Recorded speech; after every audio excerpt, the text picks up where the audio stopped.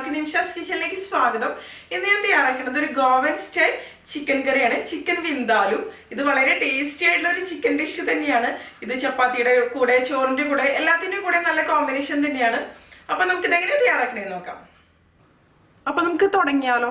ഞാനിവിടെ 3/4 കിലോ ചിക്കനാണ് എടുത്തിരിക്കുന്നത്. ഇത് ഞാൻ നന്നായിട്ട് കഴുകി വൃത്തിയാക്കി വെച്ചിരിക്കുന്നതാണ്. ചെറിയ കഷ്ണങ്ങളായിട്ടാണ് ഇത് മുറിച്ചെടുത്തിരിക്കുന്നത് കേട്ടോ. പിന്നെ നമുക്ക് ഇതിന് വേണ്ടിയിട്ട് വേണ്ടത് 3 സവോളയാണ്. ഞാനിപ്പോൾ 3 മീഡിയം സൈസുള്ള സവോള ഇതുപോലെ ചെറുതായിട്ട് മുറിച്ചെടുത്തിരിക്കുന്നതാണ്. പിന്നെ ഒരു 8 കാശ്മീരി മുളക്, മുഴുവനോട് കൂടിയുള്ള കാശ്മീരി മുളക് എടുക്കാം. കാശ്മീരി മുളക് എടുക്കുമ്പോൾ നല്ലൊരു കളറും കിട്ടും അതിന്. പിന്നെ ഒരു വലിയ കഷ്ണം ഇഞ്ചി വേണം നമുക്ക്. പിന്നെ ഒരു 8 വലിയ വെളുത്തുള്ളി. പിന്നെ വേണ്ടത് 2 പച്ചമുളക്, 2 ചെറിയ തക്കാളി ചെറുതായിട്ട് മുറിച്ചെടുത്തത്. തക്കാളി എടുക്കുമ്പോൾ നല്ല പഴുത്ത തക്കാളി തന്നെ എടുക്കുക, ഒരുപാട് പുളിയില്ലാത്ത തക്കാളി, അതായിരിക്കും ഏറ്റവും നല്ലത്. പിന്നെ ഞാനിവിടെ ഒരു 1/4 ടീസ്പൂൺ മഞ്ഞൾപ്പൊടി എടുത്തിട്ടുണ്ട്. പിന്നെ വേണ്ടത് ഒരു 1/4 ടീസ്പൂൺ ഉലുവ. വിന്താലു മസാല എന്ന് പറയുമ്പോൾ സാധാരണ നമ്മൾ ചിക്കൻ കറിയൊക്കെ തയ്യാറാക്കണേക്കാളും വ്യത്യസ്തമാണല്ലോ. പിന്നെ ജീരകം 1/2 ടീസ്പൂൺ. ജീരകം എന്ന് പറയുമ്പോൾ പെരിഞ്ജീരകം അല്ല കേട്ടോ, സാധാരണ ജീരകമാണ്. പിന്നെ ഒരു 1/4 ടീസ്പൂൺ കടുക്, 3/4 ടീസ്പൂൺ മല്ലി എടുത്തിട്ടുണ്ട്, മുഴുവനോട് കൂടിയ മല്ലി. പിന്നെ എടുത്തിരിക്കുന്നത് 1/2 ടീസ്പൂൺ കുരുമുളക്. പിന്നെ ഒരു 3/4 ടീസ്പൂൺ പഞ്ചസാര. പഞ്ചസാര എന്തിനാന്ന് വെച്ചാൽ ഈ കറിയുടെ ടേസ്റ്റ് ഒന്ന് ബാലൻസ് ചെയ്യാൻ വേണ്ടിയിട്ടാണ്. നമ്മളിതിലേക്ക് വിനീഗറൊക്കെ ഒഴിച്ചു കൊടുക്കണ്ടല്ലോ. പിന്നെ നമുക്ക് ഇതിന് വേണ്ടിയിട്ട് വേണ്ടത് ഒരു 2 ടേബിൾ സ്പൂൺ വെജിറ്റബിൾ ഓയിൽ. വെളിച്ചെണ്ണ ഇതിന് വേണ്ടിയിട്ട് നല്ലതായിരിക്കില്ല, ഏതെങ്കിലും വെജിറ്റബിൾ ഓയിലായിരിക്കും കൂടുതൽ നല്ലത്. പിന്നെ ഇതുപോലെ ഒരു കഷ്ണം കറുകപ്പട്ട, പിന്നെ 3 ഗ്രാമ്പു, 2 ഏലക്കായ, ആവശ്യത്തിന് ഉപ്പ്. പിന്നെ നമുക്ക് വേണ്ടത് 3 ടേബിൾ സ്പൂൺ വിനാഗിരിയാണ്. വിനാഗിരി എന്ന് പറയുമ്പോൾ ഏത് ടൈപ്പ് വിനാഗിരി വേണമെന്നുണ്ടെങ്കിലും ഉപയോഗിക്കുക. ഈ ചിക്കൻ വിന്താലു എന്ന് പറയുമ്പോൾ ഗോവൻ സ്റ്റൈലായ കാരണം അവിടെ സാധാരണ അവർ ഉപയോഗിക്കുന്നത് ഫെനിയാണ്, പക്ഷെ നമ്മളിപ്പോൾ ഇവിടെ ഉപയോഗിക്കുന്നത് വിനാഗിരിയാണ് കേട്ടോ. വിനാഗിരി ഉപയോഗിച്ചും തയ്യാറാക്കാറുണ്ട്. നമ്മൾ പല റെസ്റ്റോറൻറ്റ്സിൽ നിന്ന് കഴിക്കുമ്പോൾ പല ടേസ്റ്റിലാണ് ചിക്കൻ വിന്താലു. പിന്നെ ബാക്കിയുള്ള മീറ്റുകൾ ഉപയോഗിച്ചിട്ടും നമുക്ക് വിന്താലു തയ്യാറാക്കിയെടുക്കാം ഇതേ രീതിയിൽ തന്നെ. പിന്നെ വേണ്ടത് ആവശ്യത്തിന് ചൂടുവെള്ളമാണ്. ഗ്രേവിയുടെ തിക്നെസ്സിനനുസരിച്ച് ഇത് അഡ്ജസ്റ്റ് ചെയ്താൽ മതി. ആദ്യം നമുക്ക് വിന്താലു മസാല തയ്യാറാക്കിയെടുക്കാം. അതിന് വേണ്ടിയിട്ട് ഞാനിവിടെ മിക്സിയുടെ ചെറിയ ജാറാണ് എടുത്തിരിക്കുന്നത്. ഇതിലേക്ക് നമുക്കിനി ജീരകം ചേർത്ത് കൊടുക്കാം. പിന്നെ നമുക്കിതിലേക്ക് കുരുമുളക് ചേർത്ത് കൊടുക്കാം.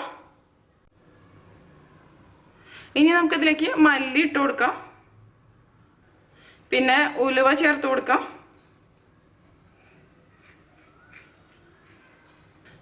കടുക് ഇട്ട് കൊടുക്കാം. മഞ്ഞൾപ്പൊടി. ഇനി നമുക്കിതിലേക്ക് ഇഞ്ചി ചേർത്ത് കൊടുക്കാം. ഇഞ്ചി ചേർത്ത് കൊടുക്കുമ്പോൾ ചെറിയ കഷ്ണങ്ങളായിട്ടൊന്ന് മുറിച്ച് ഇട്ട് കൊടുക്കാം. വെളുത്തുള്ളി ഇതിലേക്ക് ഇട്ട് കൊടുക്കാം. കറുകപ്പട്ട, ഗ്രാമ്പു, ഏലക്കായ.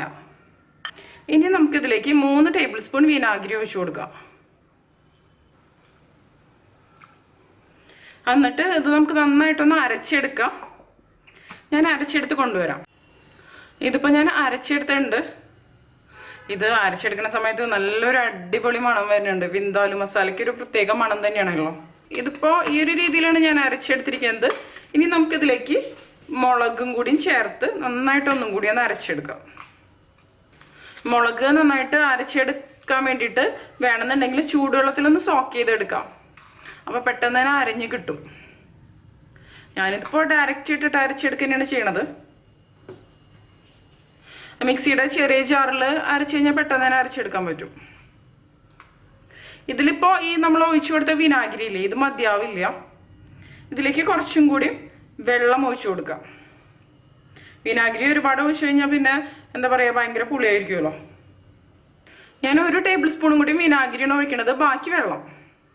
ഈ ചിക്കൻ കറിയുടെ ടേസ്റ്റ് എന്ന് പറയുന്നത് പുളിയും എരിവും മധുരവും എല്ലാം കൂടി ചേർന്നിട്ടുള്ളൊരു കറി തന്നെയാണ്. അതായത് ചെറിയൊരു മധുരം ഉണ്ടായിരിക്കും. കുറച്ച് വെള്ളം ഒഴിച്ച് അരയ്ക്കാം, ഒരുപാട് വേണ്ട. ഇനി ഇത് നന്നായിട്ടൊന്ന് അരച്ചെടുത്ത് കൊണ്ടുവരാം ഞാൻ. ഇപ്പോൾ നമ്മുടെ വിന്താലു മസാല റെഡി ആയിട്ടുണ്ട്. കണ്ടില്ലേ, നന്നായിട്ട് തന്നെ അരഞ്ഞ് വന്നിട്ടുണ്ട്.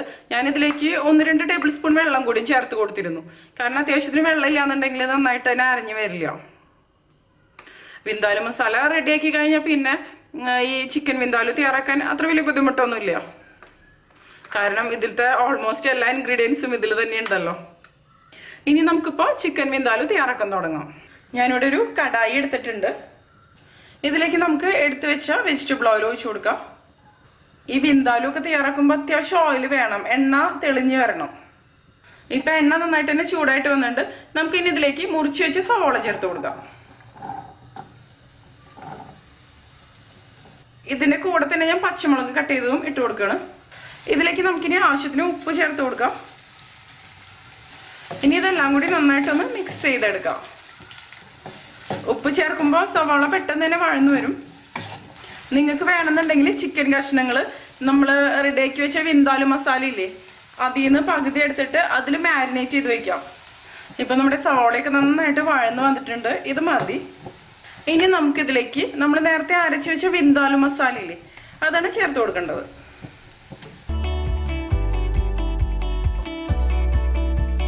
നന്നായിട്ടൊന്ന് മിക്സ് ചെയ്ത് കൊടുക്കാം. ഞാൻ ഈ വിന്താലു മസാലയുടെ കൂടെ കുറച്ച് വെള്ളം കൂടി ഒഴിച്ച് കൊടുക്കുന്നുണ്ട്. കാരണം ഇത് നല്ല ഡ്രൈ ആയിരുന്നു. ഇനി ഇത് കുറച്ച് സമയം നന്നായിട്ടൊന്ന് ഇളക്കി കൊടുക്കുക. ഇതിൻ്റെ പച്ചമണമൊക്കെ മാറി എണ്ണ തെളിഞ്ഞ് വരട്ടെ, അതുവരെ ഇളക്കി കൊടുക്കാം കേട്ടോ.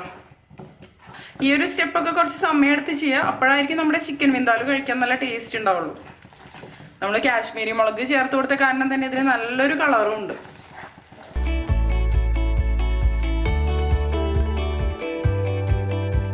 ഇത് നന്നായിട്ട് തന്നെ വഴറ്റിയെടുക്കണം എന്ന് പറയണതിൻ്റെ കാരണം എന്താണെന്ന് വെച്ചാൽ നമ്മൾ ഇതിലേക്ക് ചേർത്ത് കൊടുത്ത ഇൻഗ്രീഡിയൻസ്, അതായത് സ്പൈസസ് ഒക്കെ പച്ചയ്ക്ക് തന്നെയാണ് നമ്മൾ ഇതിലേക്ക് ചേർത്തിരിക്കുന്നത്. അപ്പം അതിൻ്റെ പച്ചമണം നന്നായിട്ട് തന്നെ പോവാനുണ്ട്. ആവശ്യത്തിന് ഓയിൽ ഇതിലില്ലാന്നുണ്ടെങ്കിൽ കുറച്ച് എണ്ണ ഒഴിച്ചു കൊടുക്കാം. ഇത് മതി. ഇതിപ്പോൾ റെഡി ആയിട്ട് വന്നിട്ടുണ്ട്. എണ്ണയൊക്കെ തെളിഞ്ഞ് വന്നിട്ടുണ്ട്. ഇനി നമുക്കിതിലേക്ക് നമ്മൾ മുറിച്ച് വെച്ച തക്കാളിയില്ലേ, അത് ചേർത്ത് കൊടുക്കാം.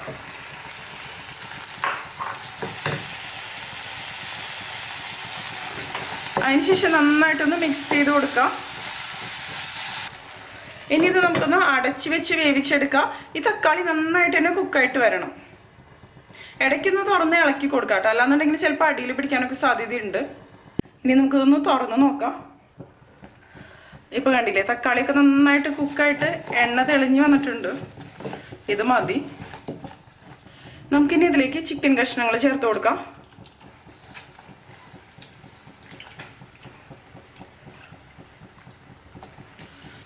ഇതിൻ്റെ കൂടെ ഞാൻ പഞ്ചസാരയും ചേർത്ത് കൊടുക്കുന്നുണ്ട്. ഇനി നമുക്ക് ഇത് നന്നായിട്ടൊന്ന് മിക്സ് ചെയ്ത് കൊടുക്കാം. അതിന് മുമ്പായിട്ട് നമുക്ക് ഇതിലേക്ക് കുറച്ചും കൂടി ഉപ്പ് ചേർത്ത് കൊടുക്കാം. ഉപ്പ് കുറവാണ്. നമ്മൾ സവോളയിലേക്ക് മാത്രമേ ഉപ്പ് ചേർത്തിട്ടുണ്ടായിരുന്നുള്ളൂ. അപ്പോൾ ചിക്കനിൽ ഉപ്പൊക്കെ പിടിക്കണമെന്നുണ്ടെങ്കിൽ നമ്മൾ ആവശ്യത്തിന് ഈ സമയത്ത് ചേർക്കണമല്ലോ. നന്നായിട്ടൊന്ന് മിക്സ് ചെയ്ത് കൊടുക്കാം. ചിലവർ ഇതിലേക്ക് ഉരുളക്കിഴങ്ങ് ചേർത്ത് കൊടുക്കാറുണ്ട്. ഉരുളക്കിഴങ്ങ് ചേർത്ത് കൊടുക്കണമെന്നുണ്ടെങ്കിൽ ഈ സമയത്ത് നിങ്ങൾക്ക് ചേർക്കാം. ഞാനിപ്പോൾ ചേർക്കണില്ല. എന്താ കളറ് അല്ലേ, അടിപൊളി കളർ വന്നിട്ടുണ്ട്. ഇനി നമുക്ക് അടച്ച് വെച്ച് കുക്ക് ചെയ്തെടുക്കാം. ഇപ്പം ഈ ചിക്കൻ്റെ ഉള്ളിൽ നിന്ന് തന്നെ അത്യാവശ്യത്തിന് വെള്ളം പുറത്തോട്ട് വരും. എന്നിട്ട് നോക്കിയിട്ട് പോരാന്നുണ്ടെങ്കിൽ മാത്രം നമുക്ക് വെള്ളം ഇതിലേക്ക് ഒഴിച്ചു കൊടുത്താൽ മതി. ഒരു 10 മിനിറ്റ് ഇത് ഇതുപോലെ ഇരുന്നൊന്ന് കുക്കാവട്ടെ. ഇനി നമുക്കിതൊന്ന് തുറന്ന് നോക്കാം. ഇപ്പം കണ്ടില്ലേ, ചിക്കൻ്റെ ഉള്ളിൽ നിന്ന് ചിക്കൻ ചൂടായപ്പോൾ വെള്ളം പുറത്തോട്ട് വന്നിട്ടുണ്ട്. ഇതിലിപ്പോൾ അത്യാവശ്യം വെള്ളമുണ്ട്. പക്ഷേ എന്നാലും ഈ ഗ്രേവി നല്ല തിക്കായിട്ടുള്ള കാരണം ഇത് പെട്ടെന്ന് തന്നെ കുറുകി വരാൻ സാധ്യതയുണ്ട്. അപ്പോൾ ചിക്കൻ വേവണമെന്നുണ്ടെങ്കിൽ കുറച്ചും കൂടി വെള്ളം വേണ്ടി വരും. ഞാനിതിലേക്ക് കുറച്ച് ചൂടുവെള്ളമാണ് ഒഴിച്ചു കൊടുക്കുന്നത്. 1 കപ്പോളം വെള്ളം ഒഴിച്ചിട്ടുണ്ട്. എത്രയ്ക്ക് ഗ്രേവി വേണമെന്ന് വെച്ചാൽ അതിനനുസരിച്ച് നമുക്ക് അഡ്ജസ്റ്റ് ചെയ്യാം കേട്ടോ. നന്നായിട്ടൊന്ന് മിക്സ് ചെയ്ത് കൊടുക്കാം. ഇനി ഇത് നന്നായിട്ടൊന്ന് തിളച്ച് വരട്ടെ. ഇപ്പം ഇത് നന്നായിട്ട് തന്നെ തിളച്ച് വന്നിട്ടുണ്ട്. നമുക്കിനി ഇത് അടച്ച് വെക്കാം. ലോ ടു മീഡിയം ഫ്ലെയിമിൽ വെച്ചിട്ട് നമുക്കിത് വേവിച്ചെടുക്കാം. ചിക്കൻ്റെ കുക്കിംഗ് ടൈം എന്ന് പറയുന്നത് നമ്മൾ എടുക്കണ ചിക്കൻ അനുസരിച്ച് വ്യത്യാസം ഉണ്ടാവും. എനിക്കിപ്പോൾ ഇവിടെ കിട്ടണ ചിക്കൻ എന്ന് പറയുന്നത് വേഗം കുക്കാവണതുകൊണ്ട് ഒരു 15-20 മിനിറ്റ് ഒക്കെ മതി. നമുക്കിനി ഒന്ന് തുറന്ന് നോക്കാം ചിക്കൻ കുക്കായുണ്ടോ നോക്കാം. അപ്പോൾ എണ്ണയൊക്കെ നന്നായിട്ട് തെളിഞ്ഞ് വന്നിട്ടുണ്ട്. നല്ല അടിപൊളി മണം വരുന്നുണ്ട്. നമ്മുടെ സാധാരണ ചിക്കൻ കറിയുടെ ഒരു മണം അല്ല വിന്താലുവിന്. ഞാനൊരു പീസ് എടുത്തിട്ടൊന്ന് വെന്തുണ്ടോ എന്ന് നോക്കട്ടെ. ഇപ്പം ഇത് നന്നായിട്ട് തന്നെ കുക്കായിട്ട് വന്നിട്ടുണ്ട്. കണ്ടില്ലേ, നല്ലൊരു കളർ വന്നിട്ടുണ്ട്.